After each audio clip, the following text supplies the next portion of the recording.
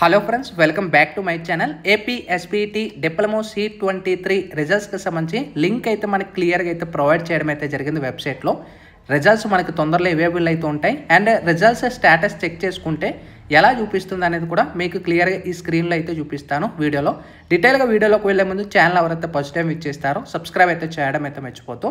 అయితే మనకి AP SBT diploma C23 రిజల్ట్స్కి సంబంధించి ఇక్కడ క్లియర్గా చూసుకోవచ్చు.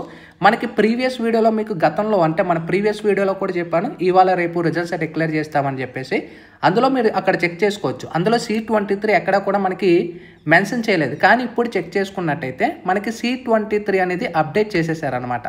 అంటే ఈ C23 మేము ట్యాప్ చేసిన తర్వాత మీ pin number and semester enter చేస్తే ఇంకా డేటా అనేది చూపించడం అయితే లేదు. అంటే నాట్ రిజిస్టర్డ్ కానీ రిజిస్టర్డ్ బట్ నాట్ ఎలిజిబుల్ అనేది ఇంకా చూపిస్తుంది అనమాట. ఎందుకంటే వాళ్ళు రిజల్ట్స్ ఇంకా అప్లోడింగ్ చేస్తున్నారు.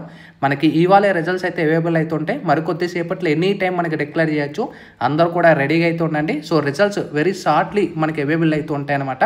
సో క్యాండిడేట్స్ ఎవరైతే C23 ఫస్ట్ ఇయర్ కానీ ఫోర్త్ సెమిస్టర్ కానీ లేదా మీ యొక్క బ్యాక్లాగ్ సబ్జెక్ట్స్ కానీ రిజల్ట్స్కి సంబంధించి వెయిట్ చేస్తున్నారో C23కి సంబంధించి లింక్ యాక్టివేట్ చేశారు.